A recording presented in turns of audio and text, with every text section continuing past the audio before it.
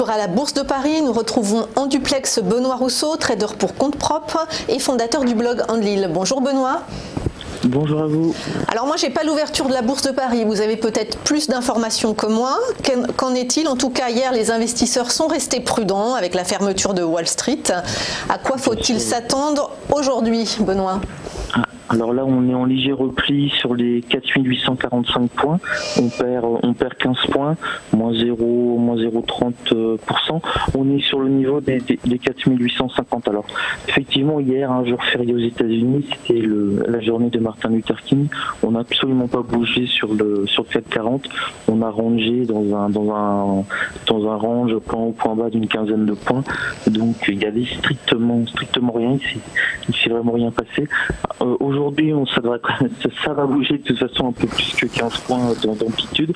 Ça, au moins, on en est sûr. On peut difficilement faire moins. Alors, ce phallogramme était plat. On a l'indice jour du climat de confiance des chefs d'entreprise allemands à 11h qui va être l'événement statistique de la journée, puisque cet après-midi, on a quasiment aucune statistique américaine à cause du shutdown, bien entendu. L'administration américaine ne communique plus sur ce résultat parce qu'ils ont plus de fonctionnaires en train de calculer tout ça. Ils restent à la maison de force. Donc on navigue un petit peu à vue actuellement. Et on risque quand même de baisser un tout petit peu. Là, on le voit, on a à peu près tous les marchés qui sont légèrement dans le rouge. Alors vraiment légèrement. On perd une centaine de points sur le Dow Jones 30. Hein, c'est pas grand-chose.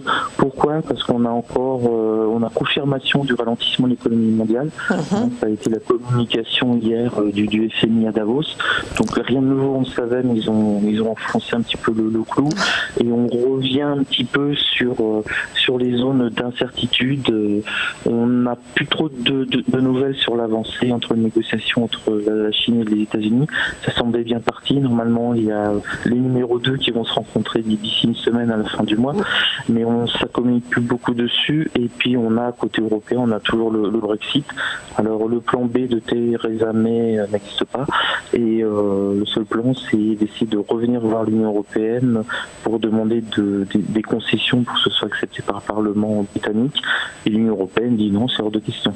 Donc on est vraiment dans une situation un petit peu bloquée, où on ne sait pas trop où on va côté Brexit en Europe, et au niveau de l'économie mondiale, ça semble ralentir d'un petit peu partout.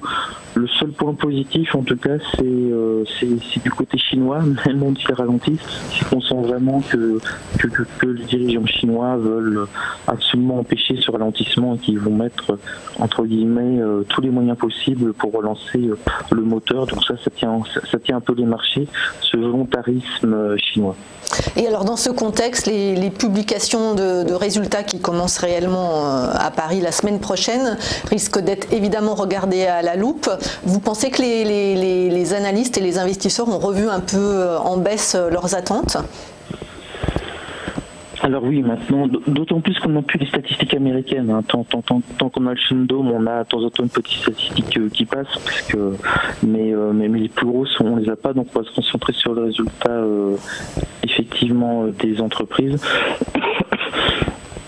Alors revue à la baisse, je vais être très clair en fait.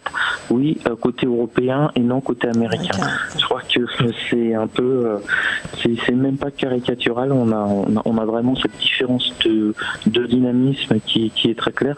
Les premiers résultats des entreprises américaines que l'on a eu, que ce soit dans le secteur du Nasdaq ou le secteur financier américain, étaient bons, voire il n'était pas exceptionnel, mais il était meilleur que l'on pensait, et les résultats des entreprises européennes risquent vraiment de décevoir. On est en fait beaucoup plus touché par la crise, entre guillemets, américaine, chinoise qu'on pensait. C'est finalement l'Europe qui s'en prend plein la tête. On va le voir d'ailleurs avec l'indice jour de confiance des chefs d'entreprise allemands, qui est publié, qui a attendu encore en baisse, qui est publié aujourd'hui, oui, qui a encore attendu en baisse.